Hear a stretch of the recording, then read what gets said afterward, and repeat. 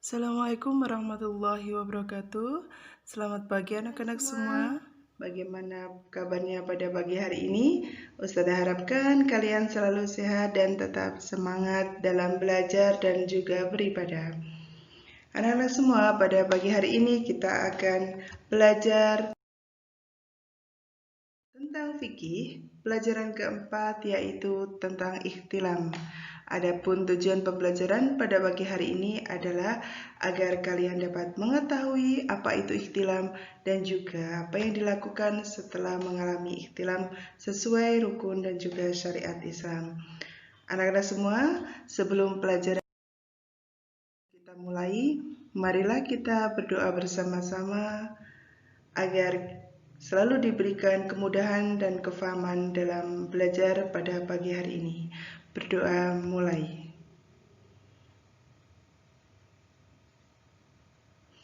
Selesai. Terima kasih anak-anak semua sudah siap belajar. Disiapkan bukunya, dibuka halaman 37. Di situ ada gambar anak yang sedang tertidur, ya benar, anak sedang tertidur. Allah menjadikan tidur sebagai sarana untuk beristirahat. Dengan tidur, badan kita berhenti dari semua rutinitas yang telah dikerjakan pada waktu siang hari. Sebagaimana Allah berfirman dalam surat Ar-Rum, di situ sudah tertulis di buku kalian, yang artinya dan di antara tanda-tanda kebesarannya ialah tidurmu pada waktu malam dan siang hari, dan usahamu mencari sebagian dari karunia-Nya. Sungguh pada yang demikian itu benar-benar terdapat tanda-tanda bagi kaum yang mendengarkan. Jadi sudah diterangkan dalam surat Ar-Rum bahwa pada malam hari waktu kita untuk tidur, dan pada siang hari waktu kita untuk berusaha mencari rizki Allah. Dan anak-anak semua, ketika kalian tertidur seperti pada gambar itu, sering terjadi suatu peristiwa yang disebut mimpi atau dikenal dengan bunga tidur. Ketika sedang tidur, pernahkah kalian bermimpi? Ustazah yakin kita semua pasti pernah bermimpi. Mimpi merupakan sesuatu yang terlihat atau dialami dalam tidur, baik itu suatu kejadian yang baik maupun yang buruk. Mimpi juga disebut dengan ikhtilam, ya. Jadi biar tidak bermimpi buruk, apa yang kita lakukan sebelum tidur? Jangan lupa berwudu sebelum tidur dan juga berdoa agar kita terhindar dari mimpi buruk. Kembali lagi kepada mimpi basah atau ikhtilam. Apa kalian tahu apa itu mimpi basah? Mari kita belajar tentang ikhtilam pada kesempatan hari ini. Buka halaman selanjutnya, halaman 38. Di situ ada pengertian tentang ikhtilam. Ikhtilam sebagai tanda seorang anak yang akan beranjak dewasa atau balik, yaitu kalau untuk anak perempuan ditandai dengan haid, kalau untuk anak laki-laki ditandai dengan mimpi basah atau ikhtilam. Apa itu ikhtilam? Ikhtilam adalah mimpi yang menyebabkan keluarnya air mani atau mimpi basah sebagai tanda seorang anak sudah balik. Jadi tanda balik anak laki-laki yang sudah balik adalah sudah mengalami mimpi basah atau ikhtilam. Beberapa ulama menyebutkan bahwa ikhtilam adalah keluarnya air mani karena mimpi atau sebab lainnya. Jadi seorang anak yang sudah mengalami ikhtilam, yang sudah dinyatakan telah balik dan dewasa, anak tersebut termasuk seorang mukallaf, yaitu orang yang sudah terkena hukum-hukum syariat, kewajiban dan larangan-larangan Allah Subhanahu wa taala. Jadi sudah wajib sholat, sudah wajib untuk melaksanakan puasa wajib dan lain sebagainya. Jika tidak melakukan itu, maka sudah mendapatkan dosa. Pahala dan dosa semua perbuatannya menjadi tanggung jawabnya.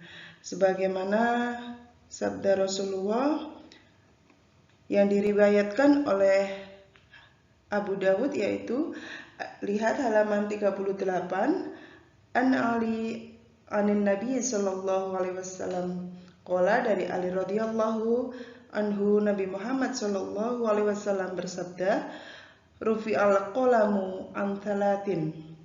Jadi pena pencatat amal dan dosa itu diangkat dari 3 golongan. Apa saja? Anin naimi hatta yastaiqidho, orang tidur hingga ia bangun. Kemudian wa anisobihi hatta yahtalima, anak kecil hingga ia bermimpi basah atau mengalami ihtilam. Dan yang terakhir adalah wa anil majnuni hatta yaqila, rawahu Abu Dawud, dan orang gila hingga ia berakal. Jadi ketika orang yang tidur, kemudian anak kecil yang belum mengalami mimpi basah atau ihtilam, dan orang gila, orang yang hilang kesadaran, maka tidak dikenai dosa atau tidak ada catatan amal dan dosa. Kemudian selanjutnya, ihtilam apakah hanya terjadi pada laki-laki saja? Tidak, ihtilam juga terjadi pada anak perempuan. Hal ini sebagaimana dikisahkan dalam hadis Nabi Muhammad SAW. Di situ sudah ditulis ya, halaman 38 sampai 39. Bisa dibaca. An Ummi Salamah radhiyallahu anhu qalat, dari Ummu Salamah radhiyallahu anha berkata bahwa ja'at Ummu Sulaim ila Rasulullah sallallahu alaihi wasallam, datanglah Ummu Sulaim datang kepada Rasulullah sallallahu alaihi wasallam, faqalat, dan berkata, ya Rasulullah, wahai Rasulullah, innallaha la yastahi minal haqqi, sesungguhnya Allah tidak malu dari kebenaran. Fahal 'alal mar'ati ghuslun idza tamalat, apakah seorang perempuan wajib mandi jika ia ihtilam atau mengalami mimpi basah? Faqala, Rasulullah bersabda, na'am idza ra'atil ma', ya jika ia melihat air. Diriwayatkan oleh Bukhari. Kemudian selanjutnya, yang selanjutnya adalah hal yang harus dilakukan setelah mengalami ihtilam. Pada saat seorang anak mengalami ihtilam, yang harus dilakukan pertama kali adalah mandi wajib atau junub, karena ia sedang dianggap berhadas besar, sehingga cara mensucikannya adalah dengan mandi wajib. Mandi wajib itu bagaimana? Mandi wajib adalah mandi yang dilakukan untuk menyucikan diri dari hadas besar. Salah satunya keluar air mani. Kemudian untuk perempuan mengalami haid, setelah haid maka ia harus melakukan atau melaksanakan mandi wajib. Dan di antara rukun mandi wajib, yang pertama adalah niat. Kalian sudah hafal niatnya? Bagi yang sudah pernah melaksanakan mandi wajib, ya kita baca bersama-sama. Niat mandi wajib yaitu Bismillahirrahmanirrahim, nawaitul ghusla li raf'il hadatsil akbari fardhon lillahi ta'ala, yang artinya saya berniat mandi wajib untuk menghilangkan hadas besar fardu karena Allah Ta'ala. Kemudian rukun mandi wajib yang kedua adalah mengalirkan air ke seluruh badan. Dan sekarang selanjutnya akan kita bahas tentang tata cara mandi wajib. Yang pertama, tata cara mandi wajib yaitu sudah dijelaskan dalam hadis ya, pada halaman 39 sampai halaman 40. Bisa kalian baca di situ. An Aisyah zaujin Nabi sallallahu alaihi wasallam, dari Aisyah istri Nabi Muhammad sallallahu alaihi wasallam berkata, anna Nabi sallallahu alaihi wasallam, Nabi Muhammad sallallahu alaihi wasallam kana idza tasala minal janabah. Beliau memulainya ketika mandi wajib, beliau memulainya dengan membasuh kedua telapak tangan.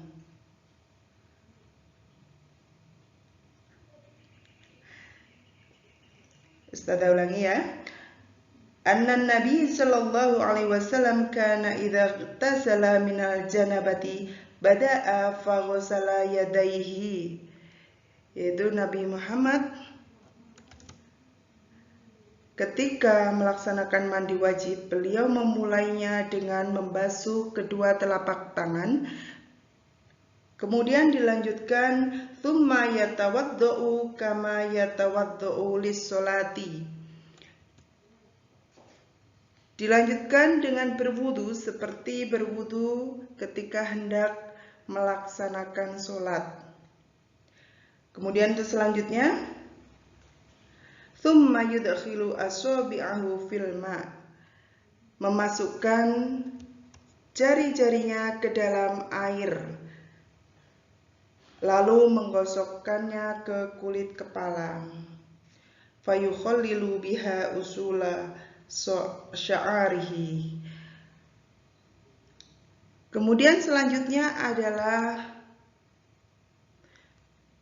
tsumma yasubbu ala ra'sihi thalatha ghurafi biyadaihi. Kemudian menyiramkan air ke atas kepalanya sebanyak 3 kali. Tsumma yufidul ma'a ala jildihi kullihi. Yang terakhir, mengalirkan air ke seluruh badan. Ya, yang pertama, tata cara mandi wajib tadi, yang pertama adalah membasuh kedua tangan terlebih dahulu, kemudian berwudu seperti ketika hendak melaksanakan sholat, kemudian menggosokkan jari-jari yang sudah dimasukkan ke dalam air ke kulit kepala, dan selanjutnya menyiramkan air ke atas kepala sebanyak 3 kali dan mengalirkan air ke seluruh badan. Dari hadis tersebut kita dapat mengetahui tentang tata cara mandi wajib. Tadi sudah ya, di situ sudah ditulis membasuh kedua tangan tadi sudah, dan selanjutnya sampai mengalirkan air ke seluruh badan. Selanjutnya adalah sunnah-sunnah